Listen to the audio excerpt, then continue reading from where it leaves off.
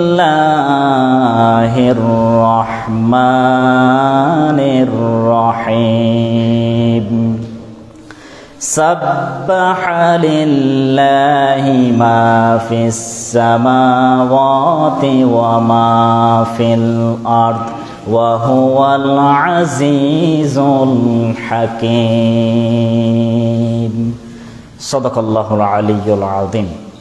ইন্নাল্লাহা ওয়া মালাইকাতাহু ইউসাল্লুনা আলান নাবিয়্যি ইয়া আইয়ুহাল্লাযীনা আমানু সাল্লু আলাইহি ওয়া সাল্লিমু তাসলিমা। আল্লাহুম্মা সাল্লি আলা সাইয়্যিদিনা মাওলানা মুহাম্মাদ ওয়া আলা আলি সাইয়্যিদিনা মাওলানা মুহাম্মাদ। আল্লাহুম্মা সাল্লি আলা মুহাম্মাদ ওয়া আলা আলি মুহাম্মাদ কামা সাল্লাইতা আলা ইব্রাহিম ওয়া আলা আলি ইব্রাহিম ইন্নাকা হামিদুম মাজিদ। আল্লাহুম্মা বারিক আলা মুহাম্মাদ ওয়া আলা আলি মুহাম্মাদ কামা বারাকতা আলা ইব্রাহিম ওয়া আলা আলি ইব্রাহিম ইন্নাকা হামিদুম মাজিদ।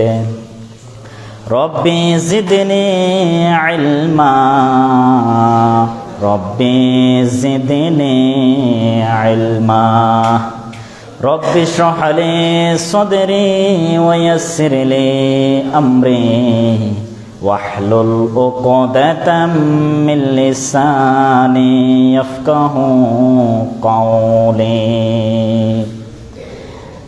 আলহামদুলিল্লাহ। আপনারা সবাই কেমন আছেন? আজকে আমরা সাইয়্যিদুল আইয়াম ইয়াউমুল জুমআর আযান দেওয়ার সাথে সাথে মসজিদে একত্রিত হয়ে আল্লাহর গোলামি করার জন্য আসার এবং বসার সুযোগ পেয়েছি। এজন্য সর্বপ্রথম আল্লাহর শুকরিয়া আদায় করে আমরা সবাই একাগ্রতার মন দিয়ে বলছি আলহামদুলিল্লাহ। আল্লাহ রাব্বুল আলামিন আমাদেরকে সুস্থ রেখেছেন, সবল রেখেছেন, বিভিন্ন বিপদ আপদ মুসিবত থেকে, রোড অ্যাক্সিডেন্টের বালা মুসিবত থেকে হেফাজতের চাদরে আবৃত করে রেখেছেন।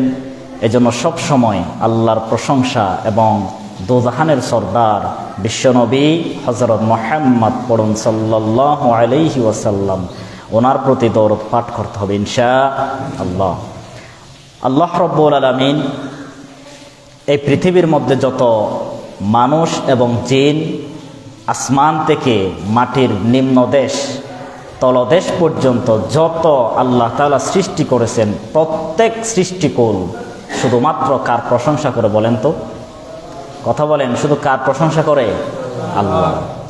পক্ষীকুল থেকে শুরু করে, পিপিলিকা থেকে শুরু করে, একেবারে ছোট অণুবীক্ষণ যন্ত্র দিয়ে যে প্রাণীগুলো দেখতে হয়, এরকম প্রাণী পর্যন্ত আল্লাহ তাআলার প্রশংসা করে। কিন্তু তাদের প্রশংসার শব্দ, তাদের প্রকম্পনের আওয়াজ, তাদের ইবাদতের তরঙ্গ শব্দ আমাদের এই কানের শ্রবণ শক্তি দিয়ে আমরা অনুধাবন করার যোগ্যতা আল্লাহ আমাদেরকে দেয় নাই। আমরা শুধুমাত্র যে সমস্ত আওয়াজ শুনতে পাই, যেগুলো শোনার সুযোগ আল্লাহ তাআলা দিয়েছেন, এই শব্দগুলোই কিন্তু আমরা অনুধাবন, বুঝতে পারি, শুনতে পারি। কিন্তু পৃথিবীতে যত সৃষ্টি আল্লাহ তাআলা দিয়েছেন, প্রত্যেক সৃষ্টিকুল শুধুমাত্র আল্লাহ তাআলার প্রশংসা করে। বাংলাদেশে একটা ভুল কথা প্রচলিত যে মানুষ এবং অন্যান্য জাতি, অন্যান্য সৃষ্টি, সকল সৃষ্টিকুল মিলে আল্লাহ তাআলা শুধুমাত্র 18,000 মাখলুকাত সৃষ্টি করেছেন। এই কথাটি আমরা শুনেছি নাকি শুনি নাই? শুধুমাত্র 18,000 মাখলুকাত আল্লাহ তাআলা সৃষ্টি করেছেন। এটা একেবারেই বোখাস কথা এবং আল্লাহর আইনের বিরুদ্ধে এই কথাটা উত্তোলন হয়। কারণ আল্লাহ রাব্বুল আলামিন শুধু 18,000 মাখলুকাত নয়, লক্ষ লক্ষ কোটি কোটি সৃষ্টি আল্লাহ তাআলা করেছেন।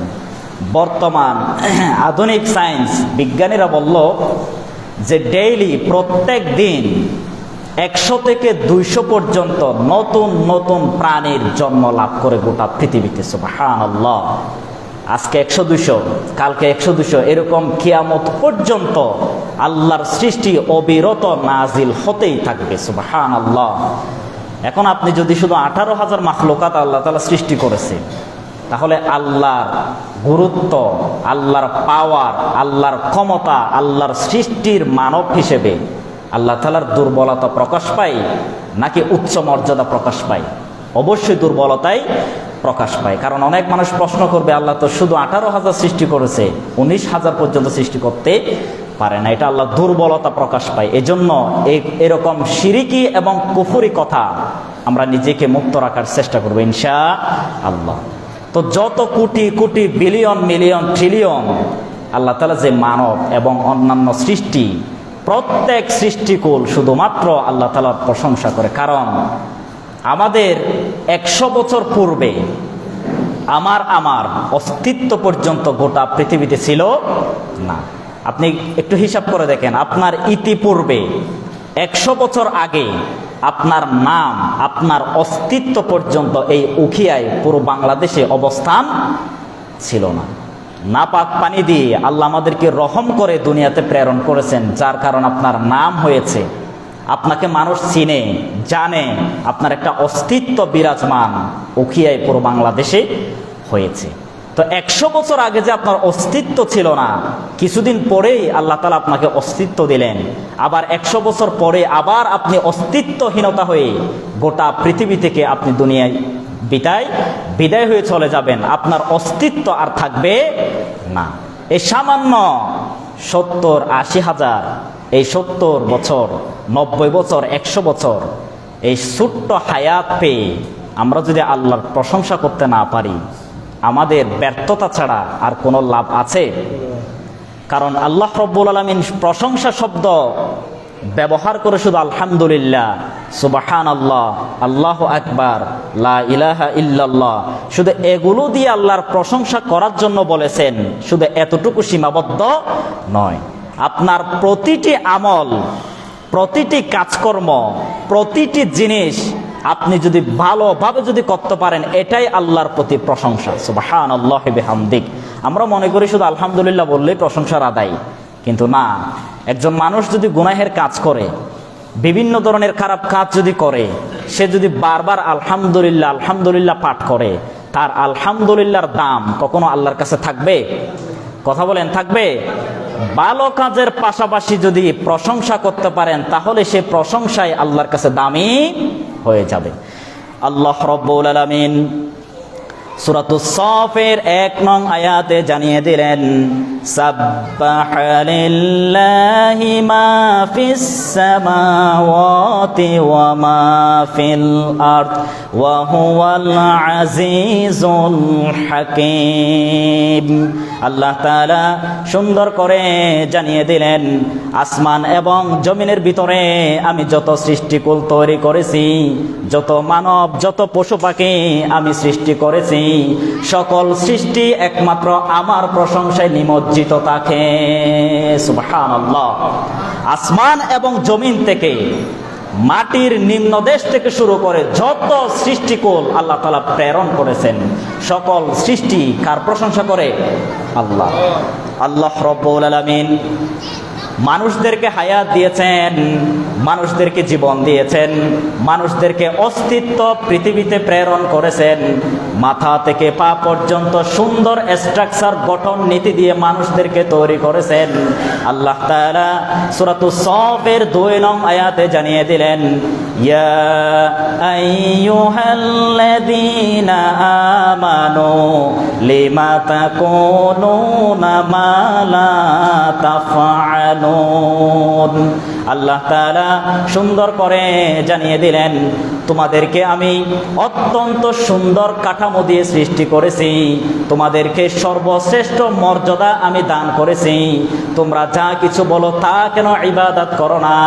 তোমরা আল্লাহর কাছে সাক্ষী দিয়েছো, গো আল্লাহ আমরা ঈমান আনয়ন গ্রহণ করলাম, রাসূলকে আমরা নবী হিসেবে মেনে নিলাম, নামাজ আদায় করব, যাকাত প্রদান করব, ইসলামিক নিয়ম নীতি অনুসরণ করে জীবনটা পরিচালিত করব, এটা আল্লাহর প্রতি আমরা ওয়াদাবদ্ধ হয়েছি। কিন্তু অধিকাংশ মানুষ তার ওয়াদা রক্ষা করতে পারে না। নাউযু বিল্লাহি মিন যালিক। আল্লাহ তাআলা বলতেছে, তোমাদেরকে অতি সুন্দরময় দিয়ে, লাবণ্যময় চেহারা দিয়ে, সুন্দর আকৃতি কাঠামো দিয়ে তোমাদেরকে সৃষ্টি করেছি। তোমরা তো বলো যে আল্লাহর প্রতি ঈমান আনলাম, রাসূলকে নবী হিসেবে মেনে নিলাম, কিন্তু তোমাদের এই যে কথার ওয়াদা তোমরা নিজেরাই কিন্তু রক্ষা করতে পারো না। এই যে আমরা এখানে যারা মসজিদে এসেছি, আমরা সকলেই কিন্তু কালিমা পাঠ করেছি নাকি করি নাই? কথা বলেন, করেছি নাকি করি নাই? রাসূলকে নবী হিসেবে স্বীকৃতি দিয়েছি, আল্লাহর কাছে ওয়াদাবদ্ধ হয়েছি যে আল্লাহ ঈমানের পথ আমরা চলমান রাখবো। কিন্তু অধিকাংশ মানুষ ঈমান কি, কালিমা কি সেটা পর্যন্ত বুঝতে পারে না। আপনি শুধু মুখ দিয়ে যদি উচ্চারণ করেন লা ইলাহা ইল্লাল্লাহ, আপনি যদি এটা উচ্চারণ করেন কিন্তু আমলের দিক দিয়ে, আল্লাহর বিধিবিধান মোতাবেক চলমান দিক দিয়ে আপনি যদি দুর্বল হয়ে যান, ইবাদত যদি না করেন, এই কালিমার গুরুত্ব আল্লাহর কাছে থাকবে না। এজন্য আল্লাহ তাআলা বলতেছে, তাকুলুনা মা লা তাফআলুন, তোমরা যেগুলো বলো সেগুলো কেন আদায় করো না? এই আয়াতের তাফসিরের মধ্যে এসেছে, অসংখ্য সাহাবায়ে কেরাম যখন ঈমান আনয়ন করলো, কিছু কিছু সাহাবী জিহাদ করার জন্য মুস্তাহিদ হিসেবে নিজেকে ঘোষিত করলো। আবার অধিকাংশ সাহাবায়ে কেরাম তারা ঈমানের দুর্বলতার কারণে, নিজের প্রাণের বাছাই করার কারণে, নিজের প্রাণকে গুরুত্ব দিয়ে তারা জিহাদ করার জন্য রাজি হতো না। আল্লাহর পুঙ্খানুপুঙ্খানু ইবাদতে নিমজ্জিত হওয়ার জন্য তারা চেষ্টা করত না। তাদেরকে ইন্ডিকেটেড করে আল্লাহ তাআলা আয়াত নাজিল করলেন, তোমরা তো ঈমান আনছো, তো ঈমান আনলে ঈমানের সাথে লড়াই করা, যুদ্ধ করা, ইসলামকে বিজয় করার জন্য অগ্রণী ভূমিকা পালন করার প্রয়োজন আছে নাকি নাই? কথা বলেন, আছে নাকি নাই? তো কিছু কিছু সাহাবায়ে কেরাম যখন এই আয়াতের বিরুদ্ধে গেল যে আমরা জিহাদ করব না, আমরা ইসলামের পতাকা এই আরব কাউন্ট্রিতে উড্ডয়ন হোক, এটা আমরা চাই না। কারণ আমরা যদি জিহাদ করতে যাই নিজেদের প্রাণটাই পর্যন্ত হারিয়ে যাবে। অপর আয়াত আল্লাহ তাআলা বলতেছেন, যারা জিহাদ করে দুনিয়া থেকে বিদায় হয়ে চলে যায়, যারা শহীদি মর্যাদা পায়, তাদের মর্যাদা আর ঈমান নিয়ে মৃত্যুবরণ করার মর্যাদার চাইতে অনেক পার্থক্য আল্লাহ তাআলা দিয়েছেন। কারণ যারা শহীদি মৃত্যুবরণ করবে তাদেরকে আল্লাহ তাআলা সরাসরি পছন্দ করে নিয়ে আল্লাহ শহীদি মর্যাদায় তাদের জন্য অন্যতম স্থান আল্লাহ তাআলা তাদের জন্য রেডি করেছেন। সুবহানাল্লাহি বিহামদিহি।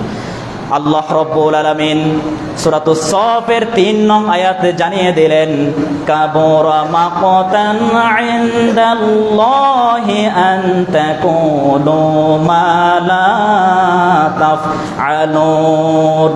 আল্লাহ তাআলা সুন্দর করে জানিয়ে দিলেন, মানুষ যদি ঈমান আনয়ন করার স্বীকৃতি দিয়ে ফেলে, আল্লাহর প্রতি ঈমান আনয়ন গ্রহণ করলাম, আবার তা যদি ঈমানের সাথে যদি কাজ না করে, আল্লাহর বিধিবিধান অনুযায়ী জীবন যাপন যদি পরিচালিত না করে, তাদের প্রতি আল্লাহ তাআলা অসংখ্য রাগান্বিত হয়ে তার জীবনটা তছনছ করে দেয়। নাউযু বিল্লাহি মিন যালিক। একটু চিন্তা করে দেখেন, আল্লাহ তাআলা বলতেছে, তাকুলু মা লা তাফআলুন, যারা আল্লাহকে স্বীকার করে নিয়ে আবার আল্লাহর আয়াতের বিরুদ্ধে কাজ করে, তাদের প্রতি আল্লাহ অসংখ্য রাগান্বিত হয়ে যান, ক্রোধে ফেটে যায়। আল্লাহর মন চায় তাকে এখনই দুনিয়া থেকে বিদায় করে দেয়। এই যে ইতিহাস সাক্ষী, ফেরাউন, নমরুদ, অসংখ্য জালিম শাসক, তাদেরকে আল্লাহ তাআলা ছাড় দিয়েছেন, সুযোগ দিয়েছেন। তারা তো মাঝে মাঝে বলতো আল্লাহ যে আছে, আল্লাহর প্রতি ঈমান অসংখ্য কাফেরদের মনেও পর্যন্ত ছিল, আছে, অবস্থান ছিল। কিন্তু তারা ঈমানের সাথে কাজ না করার একমাত্র কারণ, তারা শুধু ঈমানের সাথে কাজ করত, তারা দুনিয়াবি ফায়দা থেকে, দুনিয়াবি ক্ষমতার লোভী থেকে নিজেকে মুক্ত রাখতে পারত না। ক্ষমতার লোভ, টাকার লোভ, ধন সম্পদের লোভ, যার কারণে তাদেরকে ঈমানের সাথে চলার জন্য তারা সুযোগ পায় নাই। তো আল্লাহ তাআলা বলতেছে, যারা ঈমান আনবে দাবি করে, রাসূলকে নবী হিসেবে স্বীকৃতি দেয়, আবার রাসূলের সুন্নাহ অনুযায়ী জীবন যাপন পরিচালিত করে না, তাদেরকে আমার মন চাই ক্রোধে রাগান্বিত হয়ে তাদেরকে দুনিয়ায় ধ্বংস করে দেই। আস্তাগফিরুল্লাহ। এই যে আপনি শুধু নামাজ আদায় করেন আর বাকি আমল কিন্তু করেন না, নামাজ আদায় করেন, আরেকজনের ধন সম্পদ আত্মসাৎ করে ফেলেন, নিজের ভাই নিজের বোনকে সম্পদ দেয় না, নিজের ভাইকে কিভাবে ঠকিয়ে নিজে কোটিপতি হবে, মালিক হবে, এই চিন্তা আমরা করি, নকল দস্তক দিয়ে খতিয়ান করে ফেলি। তা আপনি নামাজও আদায় করলেন, আবার ওইদিকে মানুষের ঠকালেন, তাহলে আপনি কি ঈমানের পথে আছেন নাকি জাহেলদের পথে আছেন? কথা বলেন, ঈমানের পথে নাকি জাহেলদের পথে? তো আপনার প্রতি আল্লাহ রাগান্বিত হন, ক্রোধে আচ্ছাদিত হয়ে মন চাই আপনাকে যেন দুনিয়া থেকে বিদায় করে দেয়। তারপর আল্লাহ আমাদেরকে রহম করে, সুবহানাল্লাহ। অথচ সে আল্লাহর প্রতি আমাদের মন উজাড় করে দিয়ে ইবাদতে নিমজ্জিত হওয়ার জন্য আপ্রাণ চেষ্টা করতে পারি না। আল্লাহ রাব্বুল আলামিন সূরাতুস সাফের 4 নং আয়াতে জানিয়ে দিলেন, ইন্নাল্লাহা ইউহিব্বুল্লাযীনা ইউকাতিলুনা ফী সাবিলিহি সাফফান কাআন্নাহুম বুনয়ানুম মারসুস। আল্লাহ তাআলা সুন্দর করে জানিয়ে দিলেন, যারা আল্লাহর পথে জিহাদ করবে, সারিবদ্ধভাবে একতা ঐক্যবদ্ধ পোষণ করে, আল্লাহর বিধিবিধান অনুযায়ী জীবন যাপন পরিচালিত করার জন্য চেষ্টা করবে, সারিবদ্ধ হয়ে একতাবদ্ধ হয়ে আল্লাহর আইনের কাছে মাথা নত যারা করবে, তাদেরকে আমি সরাসরি পছন্দ এবং ভালোবাসি। সুবহানাল্লাহ। কাআন্নাহুম সাফফান বুনয়ানুম মারসুস। আল্লাহ তাআলা বলতেছে, যারা সারিবদ্ধভাবে ইবাদত করে তাদেরকেই একমাত্র আমি পছন্দ করি, ভালোবাসি। সুবহানাল্লাহ। কাআন্নাহুম বুনয়ানুম মারসুস। এই আয়াতের তাফসীরের মধ্যে এসেছে, ইবনে আব্বাস রাদিয়াল্লাহু আনহু তিনি ব্যাখ্যা দিয়েছেন, যাকে রাইসুল মুফাসসিরিন হিসেবে স্বীকৃতি দেওয়া হয়েছে। তিনি বলেছেন, একজন মানুষ যদি একা বসবাস করে কিংবা একা সালাত আদায় করে, একা যদি কোনো একটা ইবাদত করে, তার ইবাদতে তেমন আল্লাহ তাআলা দৃষ্টিপাত দেন না। আর যদি অধিকাংশ মানুষ জামাআ একতাবদ্ধ হয়ে সারিবদ্ধ হয়ে সফফান একতা সারিবদ্ধ হয়ে যারা ইবাদত করবে, তাদের দিকে আল্লাহ পাক দৃষ্টি অবনত রাখেন। সুবহানাল্লাহ। তিনি আরেকটি সুন্দর উদাহরণ দিয়েছেন, সফফান কাআন্নাহুম বুনয়ানুম মারসুস। যারা সারিবদ্ধভাবে এক কাতার হয়ে যখন দাঁড়িয়ে যায়, একটা বিল্ডিং করার ক্ষেত্রে দেওয়াল যখন লিপিবদ্ধ করা হয়, কয়েকটি ইট গাঁথুনি করে যদি একটা বড় প্রাচীর দেওয়াল যখন তৈরি করা হয়, ওই দেওয়াল ভাঙতে যেরকম কষ্ট হয়ে যায়, ওই প্রাচীর ভাঙতে যেরকম কষ্ট হয়ে যায়, গোটা বিশ্বের মুসলমানরা যদি সারিবদ্ধভাবে বসবাস করতে পারে, সারিবদ্ধভাবে যদি ইবাদত করতে পারে, ওই প্রাচীর ভাঙ্গ করা, প্রাচীর ধ্বংস করা যেরকম কষ্ট, ইমানদার মুসলমানদের বিরুদ্ধে কাজ করা কাফেরদের চাইতে আরো অধিক কষ্ট হয়ে যাবে। একটু চিন্তা করে দেখেন, এই উদাহরণটা বুঝে দেখেন। আমরা আজকে পৃথক পৃথক ভিন্ন ভিন্ন দলে বিভক্ত হয়ে যাওয়ার কারণে, আমাদের প্রাচীর দেওয়াল শক্ত না থাকার কারণে, সারিবদ্ধভাবে বসবাস না থাকার কারণে, ইহুদি খ্রিস্টান কাফির নাস্তিকরা মুসলমানদের বিরুদ্ধে, মুসলমানদের কলিজায় আগুন লাগিয়ে দিয়ে বিভিন্ন ধরনের উস্কানিমূলক বক্তব্য তারা দেওয়ার সুযোগ পায়। এটা সুযোগ তো আমরাই করে দিলাম, কারণ আল্লাহর এই যে সফফান কাআন্নাহুম বুনয়ানুম মারসুস, এই আয়াতের বিরুদ্ধে আমরা কাজ করি। আল্লাহর ঘোষণা হলো, তোমরা সারিবদ্ধভাবে বসবাস করো। ওয়াতাসিমু বিহাবলিল্লাহি জামিআ ওয়ালা তাফাররাকু শাইআ। আল্লাহ তাআলা বলতেছে, তোমরা আল্লাহর রজ্জুকে, আল্লাহর বিধানকে তোমরা আঁকড়িয়ে ধরো, শক্ত করে শিকলবন্দি করে রাখো। এখন আমরা এই জামিআ ওয়ালা তাফাররাকু, আমরা বিভক্ত হয়ে আল্লাহর দ্বীনের বিরুদ্ধে কাজ করার কারণে প্রত্যেক মুসলমানদের উপর আজকে কারবালা চলছে। এই যে বিগত দেখেন, ইরান থেকে ক্ষেপণাস্ত্র, বিভিন্ন ধরনের অস্ত্র শস্ত্র দিয়ে ইসরায়েলে হামলা করা হয়েছে। এখানে অনেক ষড়যন্ত্র হয়ে গিয়েছে, আমরা হয়তো এখনো অজানা আছে, এগুলো নিয়ে আরো স্টাডি করার দরকার আছে। কারণ ইরান ইরানের মধ্যে অধিকাংশ মানুষ মুসলমান দাবি করে, কিন্তু তারা শিয়া। তারা কি শিয়া? তারা যে হামলা চালালো তাদের মনে কি আছে এটা আল্লাহ তাআলা একমাত্র জানেন। যদি তাদের নিয়ত ঠিক থাকে তাহলে ঠিক আছে, যদি তাদের নিয়তে যদি ভুল থাকে এটা আল্লাহ তাআলা কবুল করবেন না। কিন্তু এই অবস্থা থেকে বাংলাদেশ এবং গোটা পৃথিবীর চিত্র অবস্থা থেকে আমরা এতটুকুই বুঝতে পারি, মুসলমানদের উপর অত্যাচার, নির্যাতন, জুলুম, মুসলমানদেরকে কিভাবে ঘায়েল করা যায়, ইসরায়েলি এবং যত নাস্তিক মতবাদ তারা সব এক গাতায় পরিণত হয়ে গিয়েছে। তারা এক, তারা কি এক। তারা অন্যান্য কাজ যদি বিলুপ্ত থাকে, বিভক্তিও যদি থাকে, কিন্তু মুসলমানদের দিক দিয়ে তারা কিন্তু একতাবদ্ধভাবে কাজ করে। কিন্তু আমাদের মুসলমানদের দুর্ভাগ্য বিষয়, আমরা সফান সারিবদ্ধ না হয়ে নিজে দলে দলে বিভক্ত হয়ে আল্লাহকে খুশি না করে তাদেরকে খুশি করে আমরা কাজকর্ম চালাই। নাউযু বিল্লাহি মিন যালিক। কারণ আল্লাহর আয়াত, যে সমস্ত ইয়াহুদি, খ্রিস্টান, মুশরিক, কাফের, তাদের একমাত্র টার্গেট হচ্ছে আল্লাহর দিন, ইসলামকে তারা ভুলিয়ে দিবে, তারা ইসলামের আলোকে নিভিয়ে দিবে। এটা কাদের টার্গেট? কাফির, মুশরিক। তাদের একমাত্র টার্গেট ইসলাম যেন গোটা পৃথিবীতে অবস্থান টিকে না থাকে, মুসলমান যে নাম এটা পর্যন্ত অস্তিত্ব যেন না থাকে। তাদের টার্গেট, তাদের কাজকর্ম কিন্তু এটা। আমরা হয়তো কিছু বুঝি না, কিন্তু তারা যে কাজ করে আপনি নিজেও বুঝতে পারবেন না, কারণ তাদের ব্রেইনে শয়তানি বুদ্ধি, শয়তানি কুমন্ত্রণা আছে নাকি নাই? কথা বলেন, আছে নাকি নাই? আমরা বিশ্বকে নিয়ে চিন্তা করি না। আমরা মনে করি শুধু বাংলাদেশটাই মনে হয় পৃথিবী। আমরা এটাই মনে করি যে মাত্র এই যে ছোট্ট একটা বাংলাদেশ, এটাই মনে হয় পৃথিবী। আমরাই পৃথিবী জয় করে ফেলেছি। এই যে কিছু মানুষকে দেখেন যারা মেম্বার, চেয়ারম্যান, সামান্য ক্ষমতা পায়, তারা মনে করে বাংলাদেশের রাজা হয়ে গিয়েছে, গোটা পৃথিবীর রাজা হয়ে গিয়েছে। এরকম চিন্তা আমরা করি নাকি করি না? কথা বলেন, করি নাকি করি না?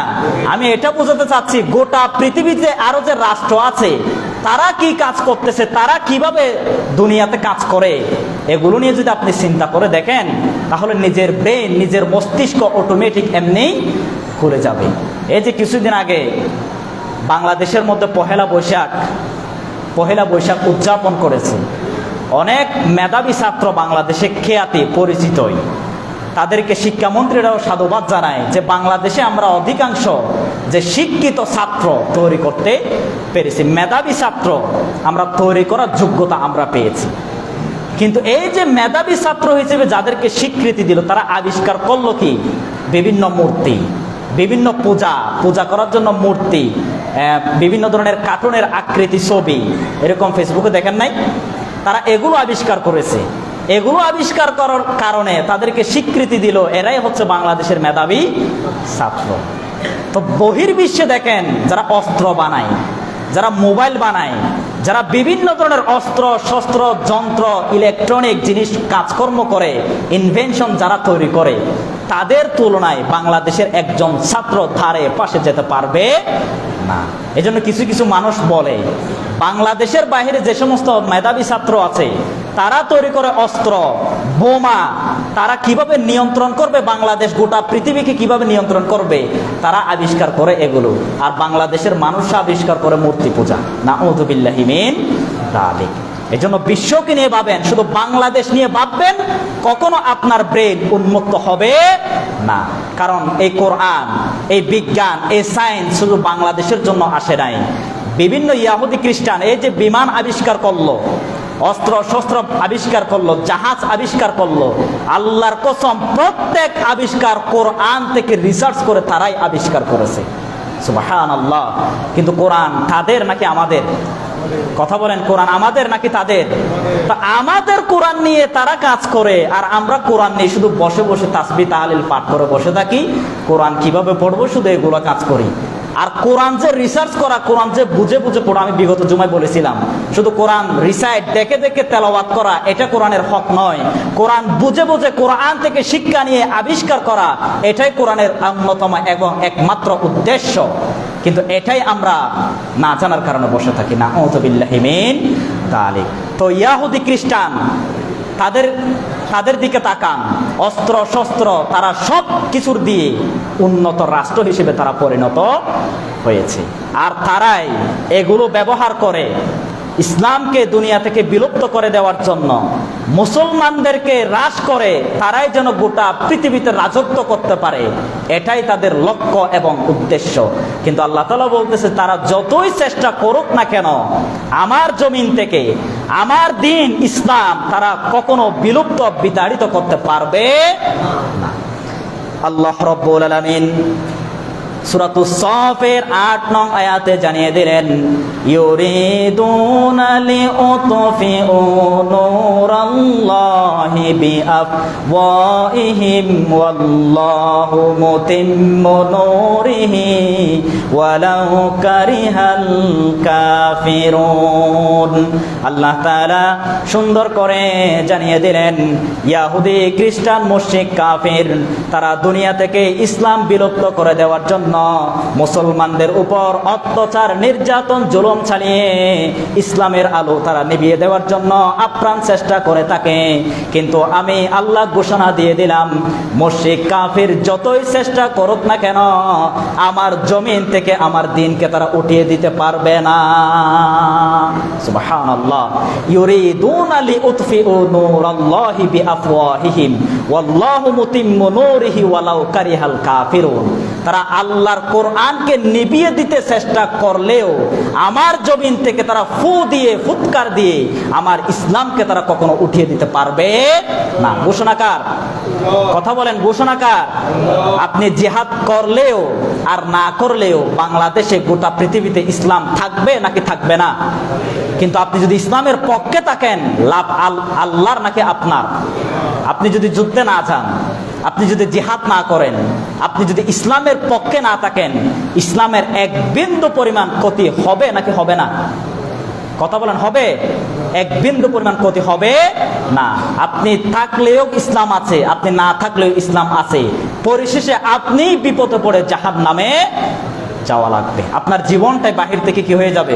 ধ্বংস হয়ে যাবে। এরপর আয়াত আল্লাহ তাআলা সুন্দর করে জানিয়ে দিলেন, আল্লাহ রাব্বুল আলামিন সূরাতুস সাফের ৯ নং আয়াতে সুন্দর করে জানিয়ে দিলেন, ওয়াল্লাযী আরসালা রাসূলাহু বিল হুদা ওয়া দীনিল হাক্কি লিইয়ুযহিরাহু আলাদ-দীনি কুল্লিহি ওয়ালাউ কারিহাল মুশরিকুন।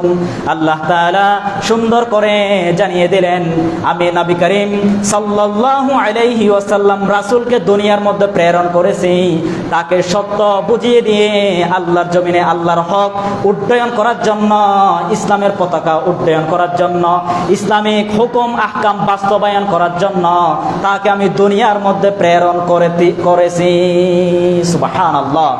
ওয়াল্লাযী আরসালা রাসূলাহু বিল হুদা, আমি রাসূলকে হেদায়েত দিয়ে, জ্ঞান দিয়ে, হিকমত দিয়ে, বিভিন্ন ধরনের সিস্টেম বুঝিয়ে দিয়ে আমি গোটা পৃথিবীতে তাকে নবী হিসেবে প্রেরণ করেছি।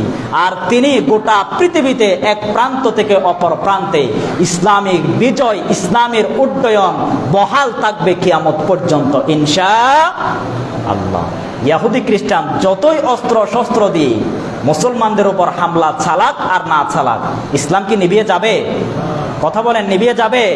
বাহির থেকে তারাই নিভে গিয়ে, আর যারা তাদেরকে সাপোর্ট করবে মুনাফিক, তারা নিজেরাই নিভে গিয়ে তারা জাহান্নামের আগুনে নিক্ষিপ্ত হয়ে যাবে। কিন্তু সুতরাং ইসলামের পক্ষে থেকে আমরা যেন বলি, আল্লাহ ইসলাম বিজয় করতে যদি নাও পারি, অন্তত ইসলামের পক্ষে আমরা আছি তো ইনশাআল্লাহ, আছি তো ইনশাআল্লাহ। কিন্তু আমরা ইসলামের পক্ষে না থেকে যদি ইসলামের বিপক্ষে কাজ করি, আর যেগুলো তাদেরকে কুমন্ত্রণা দিয়ে উস্কানি দেই, তাদেরকে যদি আমরা সাপোর্ট করি, আপনি যদি কাজ নাও করেন কিন্তু সাপোর্ট করেন, এই সাপোর্ট করার কারণে তাদের সমতুল্য হয়ে তাদের সাথেই আপনাকে জাহান্নামে দিবেন। এই যে কিছুদিন আগে ড্রামা নাটকের মধ্যে একজন, তার নাম কি যেন জবান না কি নাম, তো সে একটা নাটক করলো রূপান্তর নাম দিয়ে। আমরা বিগত অনেক আগের জুমায় বলেছিলাম যে ট্রান্সজেন্ডার মতবাদ বাংলাদেশে সক্রিয় অনেক আগে থেকেই হয়ে আসছে। আর কিছুদিন আগে এই ট্রান্সজেন্ডার মতবাদ গোটা পৃথিবীতে বাংলাদেশে সক্রিয় করার জন্য তারা চেষ্টা কাজকর্ম করে। এই যে কিছুদিন আগে ঈদের নাটক তারা বের করলো রূপান্তর দিয়ে। এই নাটকের নায়ক যে আছে সে ছিল একজন পুরুষ। ওই রূপান্তর নাটকের নাম দিয়ে সে তার আকার আকৃতি, তার চেহারা, তার ধরন পোষণ, বেশভূষা, সাজগোচ্ছা সমস্ত কিছু মেয়েদের মতো ট্রান্সজেন্ডার রূপান্তরিত হয়ে তারা বাংলাদেশের মুসলমানদের উপর ইন্টেনশন ভাবে মাথার ব্রেনে ঢুকিয়ে দিতে চায় এটা ইসলাম জায়েজ করে, এটা বৈধতা আছে, বাংলাদেশ এটা স্বীকৃতি দিয়েছে। এটা যুব সমাজকে ধ্বংস করার জন্য এরকম নাটক বানিয়ে আমাদের যুব সন্তান, আমাদের ছেলে মেয়ে এদেরকে ব্রেন ওয়াশ করার জন্য তারা কাজ করে। অথচ এগুলোর বিরুদ্ধে আমাদের কোনো চিন্তা নাই। এগুলো যে কত দূর পর্যন্ত চলে যাচ্ছে এটা আপনি হয়তো এখনো বুঝতেছেন না। যখন আপনার সন্তান দাবি করবে, আব্বা আমার জন্য আগামী বছর ঈদের জন্য পাঞ্জাবি পায়জামা আনিয়েন না, কারণ আমি এখন পুরুষ হলেও আমি একজন নারী, আমাকে কন্যা সন্তানের দাবিদার নিয়ে মার্কেট থেকে বিভিন্ন ধরনের কসমেটিক্স সাজুগুজু করার জন্য মেয়েদের যেরকম কাপড় চোপড় আধুনিক ডিজাইন দিয়ে যেগুলো তৈরি করা হয় এগুলো আনবেন, এগুলো পরিধান করে আমি বাহিরে ঘোরাফেরা করব। তখন বুঝবেন ইসলাম আপনাকে কি শিক্ষা দিয়েছিল আর বাংলাদেশের পরিস্থিতির অনুযায়ী আপনি কেন সচেতন হলেন না, কেন তাদের বিরুদ্ধে বক্তব্য দিলেন না, কেন তাদের বিরুদ্ধে কাজ করেন না, তখন কিন্তু আপনি বুঝতে পারবেন। এখন হয়তো আমরা বুঝি না, এখন হুজুররা চিল্লালেও কোনো কাজ নাই, যে হুজুরের মতো হুজুর চিল্লাক, আমরা আমাদের মতোতে আছি। যখন আপনার সন্তান বিপদগামী হবে, এরকম চরিত্র যখন ধারণ করবে তখন বুঝতে পারবেন। কথা বলেন ঠিক কিনা?